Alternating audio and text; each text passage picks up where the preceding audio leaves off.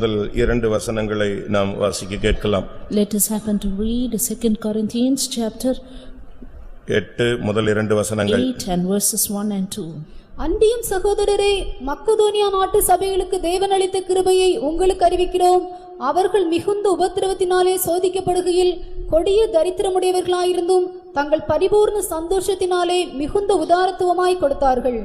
கர்த்தருடைய பரிசுத்த நாமத்துக்கு மகிமை உண்டாவதாக. Glory be to God's holy name. இங்கே ஒரு சபைக்கு எழுதும் பொழுது மற்றொரு சபையினுடைய ஒரு தெய்வீக தன்மையை பவுல் சுட்டிக்காட்டுகிறார்.